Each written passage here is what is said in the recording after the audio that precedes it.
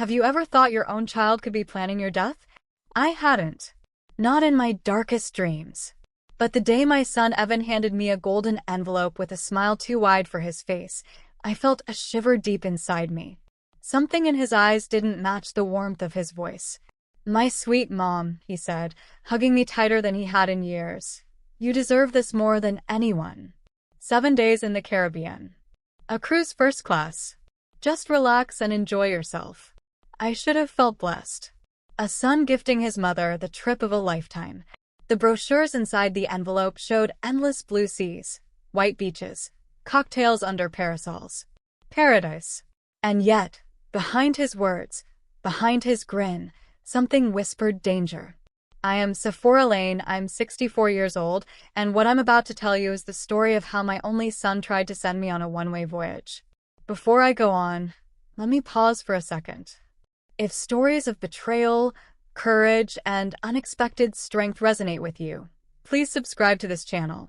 Share in the comments where you're listening from. I read every one, and I'd love to know if you'd have spotted what I missed in that moment. Because at first, I ignored my instincts. I smiled, I even cried, pretending I was touched. Inside, something knotted tighter with each second. That night I packed my bags.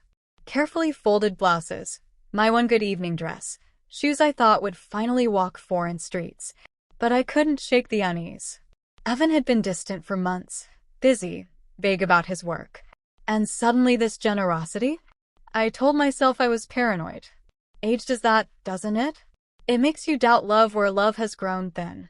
But the next morning, when I realized I had forgotten my blood pressure pills in the bathroom cabinet, fate placed me exactly where I needed to be. I stepped back into my own house, quietly, so as not to startle anyone, and I froze. Evan's voice. Low sharp. On the phone. "Don't worry, Tessa. She's already packing. It's a one-way ticket.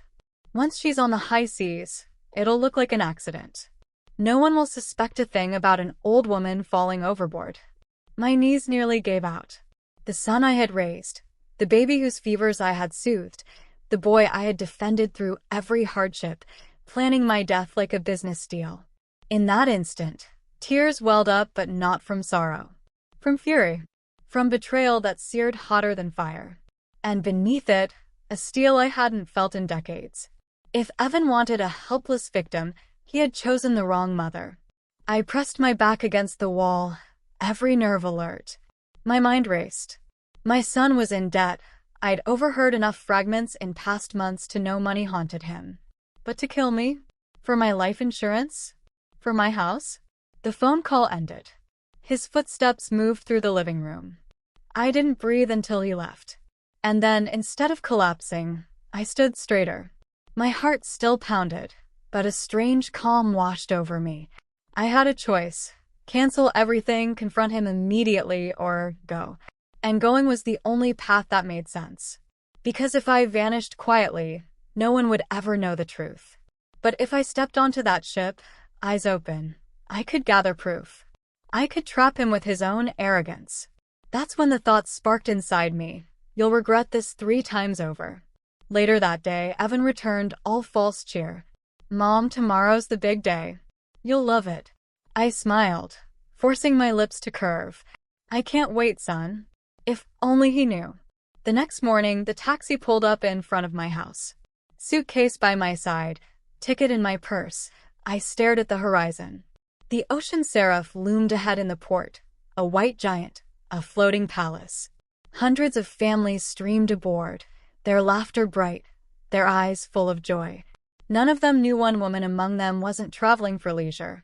As I stepped onto the gangway, my breath caught. I was walking into danger, yes, but also into a chance to reclaim the power I'd surrendered my whole life. To my husband before he died, to my son as he grew, to everyone who thought age meant weakness. I whispered under my breath as the ship's horn sounded, "If that's how it's going to be, Evan, then we'll do it your way. But you'll regret underestimating me." And with that, I crossed onto the ship. The one-way ticket my son bought me had just become his trap. Have you ever looked across a crowded room and locked eyes with someone who seemed to know your secret, without a word being spoken? That's what happened to me on my second day aboard the Ocean Seraph. I had walked into the grand dining hall, chandeliers glittering above, laughter echoing around me. Everywhere I looked, families clinked glasses, couples leaned close, children spilled juice on starched linens. And there I was, alone, my hands trembling around the stem of my glass. That's when I saw her. A woman about my age, silver hair swept into an elegant chignon, posture straight as a queen's. She was reading while she ate, something in her face calm, self-assured, untouchable. Our eyes met, and in that moment, she smiled. Not a polite smile, not a forced one. A smile like a lighthouse beam cutting through fog. "Would you mind if I sit with you?" I asked, my voice small. "I hate eating alone." She closed her book and gestured gracefully. "Please, sit." Her accent was faintly southern, her voice warm. "I'm Iris Calder, from Miami. And you?" "Sephora Lane, Chicago." I tried to sound cheerful, but my throat was tight. As we ate, she told me about herself. Widow, businesswoman, raised a son alone. Her first vacation in decades. "My children insisted," she said, stirring her coffee. "They said it was time I thought of myself for once." I almost laughed. Just like me. My son Evan said the same thing. That I needed to get away from stress. Something flickered in her eyes. A quick sharpness. Then warmth again. "Sephora," she said softly, "forgive me, but you don't look like a woman on a dream vacation. You look like a woman carrying a heavy stone in her chest." For a second, I nearly told her everything. About the call, the accident, the one-way ticket. But then Evan's words echoed in my head. "No one will suspect a thing about an old woman who fell overboard." I decided to be cautious. This is my first cruise," I said, faking a nervous laugh. "I guess I'm a little overwhelmed." She studied me with eyes that saw more than I wanted to reveal. Then she touched my hand. "If you ever need to talk, cabin 1247. 12th floor. Day or night." I can't explain it, but in that moment, a stranger felt more like family than my own son had in years. The next morning, I forced myself to the passenger services desk. I had to confirm what I feared. The young woman behind the counter, badge reading Patricia, smiled professionally. "Good morning, ma'am. How can I help?" "I'd like to verify my complete travel itinerary." "Sephora Lane, cabin A823. Her fingers tapped the keyboard. The screen glowed in her glasses. Then her brow furrowed. That's strange." My pulse quickened. "Strange how?" "Well, you have a reservation for the 7-day cruise, but..." She hesitated. "There's no return flight booked for you to Chicago. Just a one-way." Even though I had expected it, the words landed like a fist to my stomach. "No return?" I asked, pretending confusion. "Could be a system error. Or maybe the person who booked planned to add it later. Says here it was purchased by Evan Lane." She looked up. "Your son?" "Yes," I whispered. Patricia smiled again, kindly but oblivious. "I'm sure he'll take care of the return. But flights fill quickly. Would you like me to check availability now?" "Yes," I said without hesitation. "Book me a seat. The earliest after the cruise ends." Her fingers danced again. "Sunday afternoon. 3 p.m. $750. "I'll take it." As I slid my credit card across the counter, my hands trembled. Not from fear, but from triumph. Proof. Written time-stamped proof. Evan hadn't planned for me to return. Patricia printed the ticket. "All set, Mrs. Lane. Here's your confirmation." I tucked it carefully into my purse, as precious as a loaded gun. That evening, Iris and I met again. Over dessert, I told her only half-truths, that my son had arranged everything, that something about the trip felt off. She watched me quietly, her eyes narrowing in places, but she didn't push. She had the grace of someone who knew secrets come out when they're ready. Later, back in my cabin, my phone buzzed. "Evan." I hesitated, then answered. "Hi, Mom." His voice was sweet, affectionate, dripping with false care. "How's the cruise? Are you enjoying yourself?" "It's beautiful, Evan. Thank you again." I forced my tone light. "That's wonderful. Have you met anyone? Made any friends?" The question struck me as odd. Why would he care? Unless he wanted to know if I had allies. Yes, a very nice woman named Iris. We've had meals together. There was a pause, so brief most would miss it. But not me. That's great, Mom. Just be careful, okay? Sometimes people take advantage of older passengers. I glanced at the recorder app on Iris's phone. We had set it before I picked up. Every word was captured. Don't worry, Evan, I said sweetly. I'm cautious. That's my girl. Anyway, Mom, you just relax. Forget about everything. This is your time. I hesitated, then slid the knife in. Evan, silly question. Do you have a copy of my return ticket? I checked my documents, but I only see the one way. The silence on the line was deafening. 10 seconds. 15. Evan? Are you there? Finally, he spoke. Too quickly. Linda was just saying something. Don't worry, Mom. The agency has everything arranged. You just enjoy yourself. But, Evan, I'd feel better if you confirm tomorrow. Flights fill up. Mom. His voice hardened. Trust me. It's fine. You have nothing to worry about. I forced a chuckle. Of course, son. I trust you completely. Good. Sweet dreams. I love you. I love you too, Evan. The words tasted like ashes. When I hung up, I sat in silence, the walls of my cabin closing in. Every sentence he had spoken reeked of calculation. And the pause when I asked about the return ticket, was the longest, loudest confession he could have made. Iris knocked softly on my door. I let her in, showed her the recording. She listened without expression, then finally said, Sephora, your son is already building the script. He wants you to feel safe, unbothered. He's planting the idea that if something happens, it's just normal. That's not care. That's control. I nodded, tears burning behind my eyes. I think you're right. Then we need to stay one step ahead, Iris said firmly. That night, lying in my bed, I couldn't sleep. Every creak of the ship felt like a warning. Every sway of the ocean whispered, one push and you're gone. But I also felt something else, a strength I hadn't felt in years. I wasn't helpless. I wasn't cornered. I had allies, I had proof, and I had a mother's fury. The boy who thought I was weak had no idea the woman he'd raised was about to fight harder than ever before. Tomorrow, I told myself I'll find my next move. And Evan? He won't see it coming. Have you ever felt someone's eyes on you, so heavy that even in a crowded place, you knew you were the only target? That's what happened to me on the third day of the cruise. The sun was high, the pool deck packed with families slathering sunscreen and tourists snapping pictures. Laughter rang across the blue water. Waiters carried trays of fruit drinks. Children ran barefoot on the hot wood. On the surface, it was paradise. But paradise can hide a predator. I was stretched out on a lounge chair, sunglasses shading my eyes, pretending to flip through a travel magazine. But my pulse drummed in my throat. Because across the pool bar, a man stood too still. He wasn't drinking. He wasn't swimming. He wasn't smiling at anyone. He was watching me. He wore a pale linen jacket, strange attire for the tropical heat. His dark hair slicked back, eyes sharp, scanning every move I made. And each time I shifted in my seat, his gaze followed. I tilted the magazine lower, murmuring to myself, is it paranoia or proof? Then I remembered Evan's words, stay away from the railings at night. People get dizzy. No, this wasn't paranoia. This was part of the plan. I adjusted my sunglasses and whispered, he's here.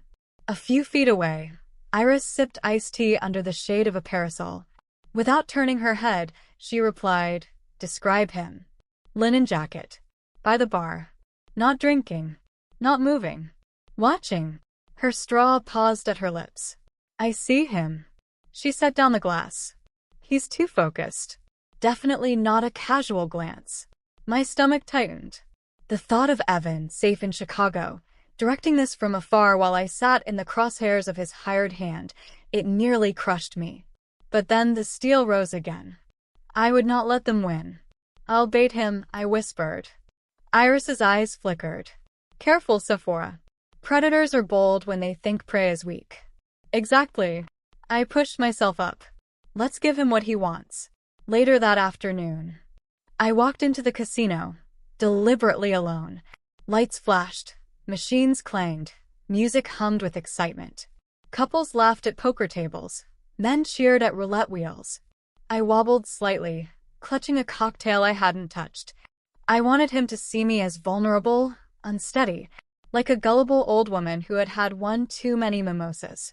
I slid into a seat at a slot machine, pretended to fumble with the coins. My hands shook, not from fear, but from the deliberate act. I spoke to myself under my breath, slurring words just enough. And right on cue, he appeared.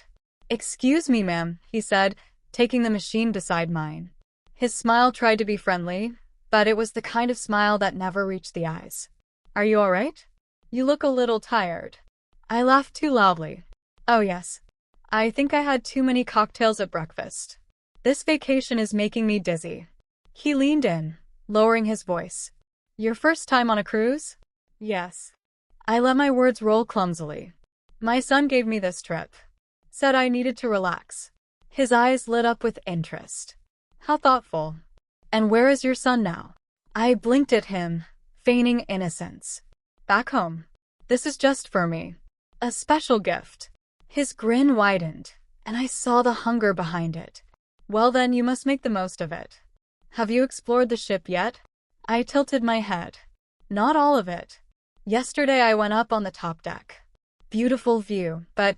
I leaned closer, as if confiding a secret. "It scares me, being so close to the water. I'm terrified of leaning on the railings. With the ship rocking, you could fall so easily." For a second, his expression slipped. I saw it, the calculation, the satisfaction. He nodded slowly. "You're right. The decks can be dangerous. Especially at night, when they're slippery with sea mist." I gasped dramatically. "Oh, how terrible. Maybe I'll just stay in my cabin after dinner. Safer that way. 8th floor. A823. Has a balcony." But I shivered. I never step out too far. Heights, you know. His eyes gleamed. He had everything he needed. "Well, ma'am," he said, standing, "it was a pleasure meeting you. Enjoy the rest of your cruise." I watched as he walked quickly toward the ship's public phones. He picked up the receiver, his back turned. I pretended to focus on my slot machine, but my pulse raced. Moments later, Iris appeared, calm as ever, settling at my side. "He called someone." "What did he say?" My throat felt dry. She leaned closer, her whisper cutting like a knife. I only caught a few words, but clear enough. A823. "She's scared of the railings." Perfect. My blood went cold. Proof. Evan hadn't just sent me here. He had planted someone on this ship to finish the job. That night, Iris and I sat in her cabin, door locked. I couldn't stop shaking. He knows my cabin. He knows my fear. He'll use it. Iris put a hand on mine. "Then we don't wait for him to strike. We turn the game around." "How?" I asked, voice breaking. "We go to the captain." "But not yet. Tomorrow in daylight, in her office. You're not just a frightened passenger. You're a woman with evidence. And we're going to use it." Her calm strength steadied me. Still, when I finally closed my eyes that night, sleep didn't come. Each groan of the ship's hull felt like footsteps outside my door. Each wave against the bow felt like hands pushing me closer to the edge. But beneath the fear, determination burned. Evan thought he had cornered me. He thought age meant fragility. What he didn't understand was that age meant experience. It meant I had survived storms far greater than this. And I wasn't done yet. Tomorrow, I'd bring the battle to the captain herself. Have you ever carried a secret so heavy that every step felt like it echoed down a hallway, announcing your fear to the world? That's how I felt walking toward the captain's office on the 4th morning of the cruise. The corridors of the Ocean Seraph gleamed with polished brass and white walls. Crew members smiled politely as I passed, but behind every smile I imagined suspicion. Did they know? Were they part of Evan's plan? My heart pounded so hard I thought it would give me away. Iris walked beside me, her stride calm, her chin lifted. Her presence was my anchor. "Steady," she whispered. "We don't present ourselves as frightened women. We present ourselves as women with evidence. That's the only language authority respects." Her words grounded me. She was right. I wasn't going in as a victim. I was going in as a woman who had proof of a crime. Captain Priya Singh's office was on Deck 5, tucked behind the navigation wing. A dark-haired woman in her 50s, uniform crisp, eyes steady as a stormless sea, greeted us at the door. "Mrs. Lane." Miss Calder. "Please sit." Her voice carried authority, gentle but immovable. For the first time since boarding, I felt the weight lift from my shoulders. This was someone who had power. And for once, that power was on my side. Iris began. "Captain, we have reason to believe Sephora's life is in danger on this ship." I expected skepticism, a polite smile, maybe even dismissal. But Singh leaned forward, expression intent. "Tell me everything." And we did. I told her about Evan's gift, the conversation I overheard, the missing return ticket, the strange man watching me by the pool. Iris filled in the details, Patricia at Passenger Services confirming no return flight, the suspicious phone call she overheard after my staged tipsy act, the words A823 and railings. Then I slid my purse across the desk and took out the small recorder. I played back Evan's call from the night before. His voice, syrupy sweet, dodging my questions, urging me to relax. Captain Singh didn't flinch. She listened, her expression unreadable. When the recording ended, she folded her hands on the desk.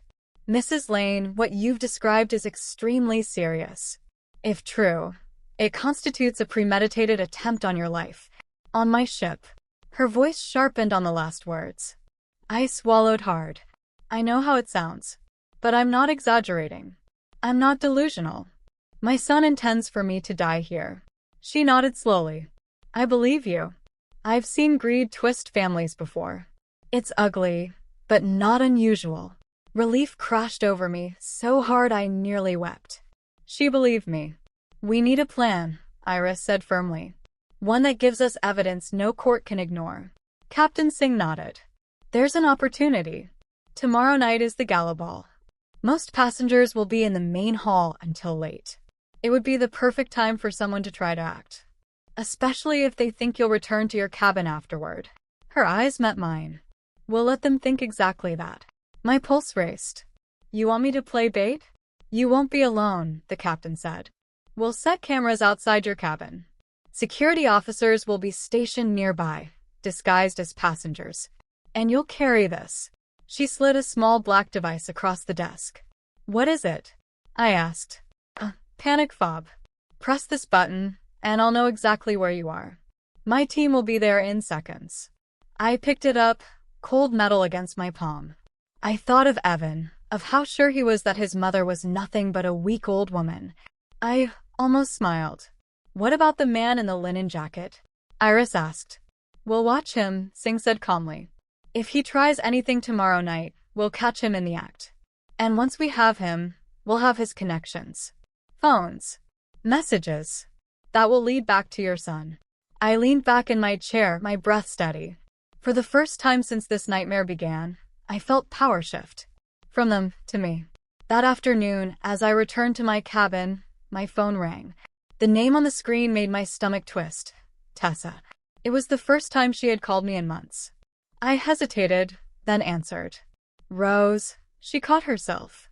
"Sephora. Hi, it's Tessa. How's the cruise? We're so happy you're finally relaxing." Her tone was forced, high-pitched, too bright. "It's beautiful," I said cautiously. "That's wonderful.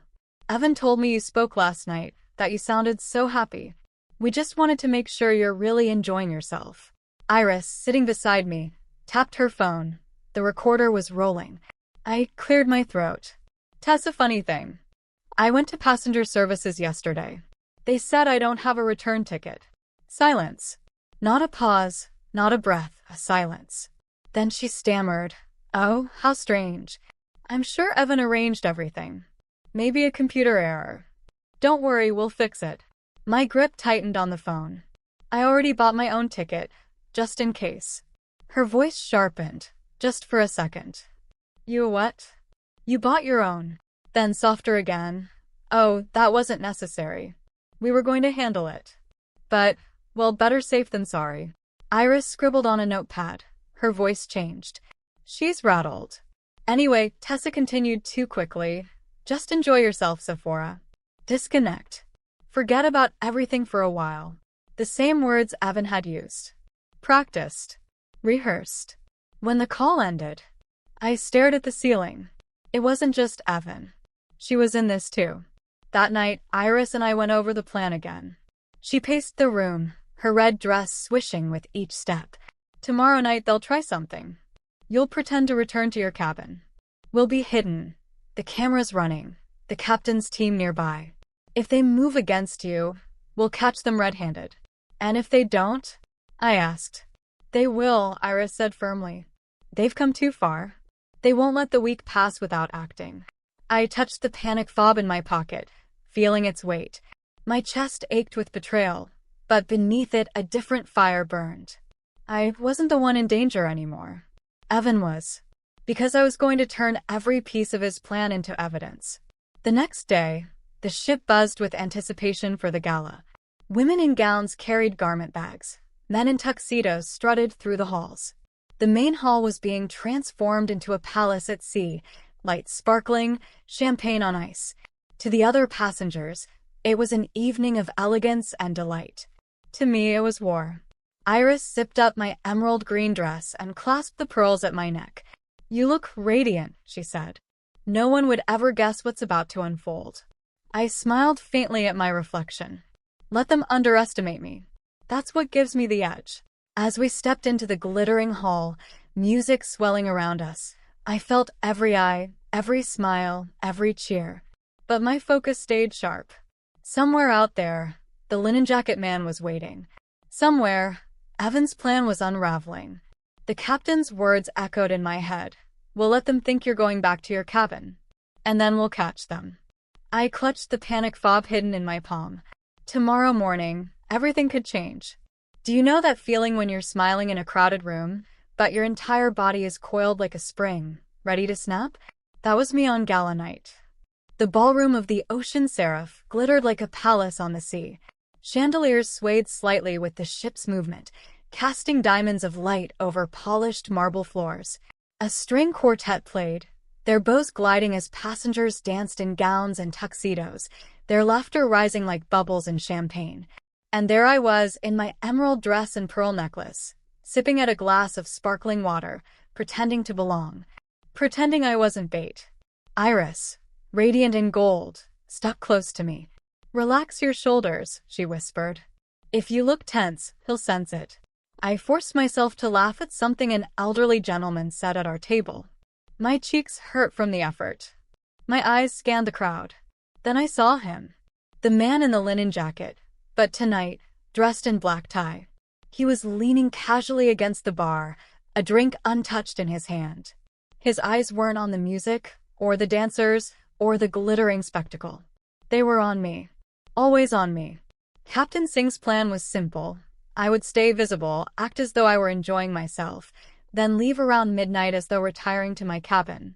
Meanwhile, undercover officers in tuxedos and gowns circled the room, blending in with the passengers.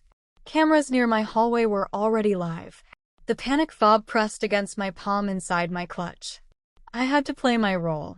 At 11:45, Iris leaned in. It's time. I rose slowly, excusing myself with a smile. I'm not as young as I used to be, I told our table companions, who chuckled politely. The music is lovely, but my bed is calling. I walked toward the exit, every step deliberate, my heart pounding louder than the orchestra. I didn't need to look to know he was following. The corridor outside the ballroom was quiet. Carpet muted my footsteps as I moved toward the elevators. A mirror on the wall showed me what I didn't dare turn to see. He was there, a few paces behind. I pressed the elevator button. The doors slid open. I stepped inside. He followed. For a heartbeat, we were alone in that mirrored box. His reflection behind me wore the faintest of smiles. My hand itched to press the panic fob, but not yet. The plan required patience. The elevator chimed. Deck 8. My supposed floor. I stepped out, heels clicking. The hallway stretched long and silent, pools of light breaking the shadows. My cabin door, A823, waited at the end like the entrance to a stage. I walked. He followed. When I reached the door, I fumbled theatrically in my clutch, pretending to search for my key card. My pulse raced. I could hear his shoes on the carpet behind me. Stopping. Waiting. I slipped inside, leaving the door unlocked. Then, with a deep breath, I ducked quickly into the emergency stairwell, hidden from view, where Iris and 2 security officers were already waiting in the shadows. We crouched there, listening. 30 seconds later, the door creaked. Footsteps entered my cabin. My lungs froze. I could hear drawers opening, a flashlight beam flicking across surfaces. Then the balcony door slid open. "He's setting it up," Iris whispered. One of the officers lifted his radio. "Target is in position." Through the narrow stairwell window, I could see him. The man stepped onto the balcony, pulling black gloves from his pocket. He tested the railing with both hands, muttered something I couldn't hear. From another pocket, he produced a small vial. "What is that?" I whispered. "Sedative," the officer murmured grimly. "Or acid. Either way, it's not good." I pressed the panic fob. A red light blinked once. Instantly, the hallway came alive. 3 officers disguised as passengers converged on my door. Another entered from the balcony above, rappelling down like a shadow. They stormed the cabin. I heard the shout, "Security! Drop it!" The man spun, panic flashing across his face. He tried to vault the balcony rail, but hands grabbed him, forcing him down. The vial shattered against the deck, liquid hissing as it spread. For a moment, chaos filled the cabin. Boots, shouting, a struggle. Then silence. "It's done," a voice called out. "Suspect detained." I stepped out of the stairwell, my knees trembling, Iris steadying me with her hand. Captain Singh appeared moments later, composed but fierce. She looked at me with measured gravity. "Mrs. Lane, we have your proof." The officers dragged the man past us, wrists zip-tied, face slick with sweat. He glared at me with eyes full of venom. "You'll regret this," he spat. "No," I said softly, finding my voice. "It's my son who will regret it." Because even as they searched him, even as they pulled the burner phone from his pocket, I already knew what they'd find. Messages. Instructions. Proof that Evan had planned it all. Captain Singh met my gaze. "Tomorrow morning, we'll hand him to the authorities at the next port. Tonight you are safe." But was I? Iris squeezed my arm. "You're safe," she repeated, as if reading my mind. And yet, as the hallway quieted, I felt the truth sink in. Evan didn't know yet that his plan had failed. He still thought his mother would never come home. That ignorance would be his downfall. I went back into Iris's cabin that night, too shaken to be alone. Outside, the waves crashed softly against the hull, steady as a heartbeat. I lay awake, staring at the ceiling, every detail replaying in my mind. The gloves, the vial, the cold smile in the elevator. But beneath the fear, a sharper emotion pulsed through me. Resolve. Because the trap had sprung. And tomorrow, the first domino in Evan's house of lies would fall. The morning after the gala felt unreal. The Ocean Seraph was still gliding forward, sunlight glittering across the waves, passengers laughing in the hallways, sipping coffee as if nothing had happened. But for me, everything had changed. Security had taken the man in the gloves. They had the vial, the tools, and most importantly, the phone. Captain Singh called me into her office, and I saw the messages with my own eyes. Short, cold lines, each one cutting deeper than the last. After midnight. Balcony. No struggle. Cabin A823. Perfect. Those words weren't Owen Pike's. They came from Evan. My son. My only son. I didn't cry. Not then. Not when the captain told me the device would be sealed, imaged, and logged for the authorities at the next port. Not even when Iris took my hand and squeezed it, whispering that this was proof no court could ignore. Instead, I asked for my phone. Because now it was my turn. I dialed his number. He answered quickly, sounding bright, cheerful, false. He asked me how I was, whether I'd slept after the party. I cut through his words with mine. I told him I knew. I told him about the man in my cabin, about the gloves, about the vial, about the texts found in his pocket. On the other end, silence. Not shock, not shame. Silence like the pause of a calculator spitting out numbers. Then denial. He said it was impossible. Someone was framing him. He told me I was imagining things. He told me stress had made me confused. But my voice was calm. I reminded him about the one-way ticket. I reminded him how he and Tessa had both told me the exact same line, word for word. Relax. Disconnect. Get away from it all. Too polished to be coincidence. Finally he said one word. He said, Mom. But it didn't mean anything anymore. It was an empty label he used to get what he wanted. I told him a son protects his mother. A son does not budget her death for insurance money. The mask slipped then. His tone hardened. He tried again to twist reality, saying I was dramatic, saying I misunderstood, saying I always blew things out of proportion. But I wasn't the trembling woman he thought I was. I had survived too much to let words undo me now. And then the message came. My phone buzzed. A text. You're making a mistake. We can talk. Don't do anything stupid. I stared at it for a moment. Then I typed back slowly. I did something smart instead. Seconds later, another buzz. You destroy your own son? I didn't hesitate. I answered, a son destroyed himself. I showed the screen to Iris. She met my eyes and said only 2 words. Document everything. So I saved the messages.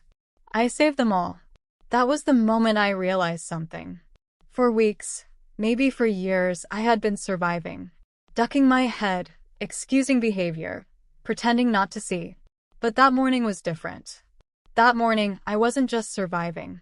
I was gathering stones for the wall that would finally stop Evan. Later that day, Noah, the investigator back in Chicago, called me. His voice was steady, clipped, professional. He told me what he had found. Evan owed more than $200,000 in gambling debts to men who did not wait politely for repayment. He had forged my name on lines of credit. He had even used my house as collateral without my knowledge. If I had died, he would have collected the insurance and the property in one sweep. And Tessa was no innocent bystander. She had maxed out over $50,000 on credit cards. In private messages to friends, she had called me a walking payout. She wrote that Evan would never grow up while I was still around. She wanted me gone as much as he did. Each revelation didn't break me. It clarified me. The fog lifted. I finally saw the picture I had refused to admit. My son had been preparing this for a long time. Noah said the district attorney's office was already reviewing the evidence.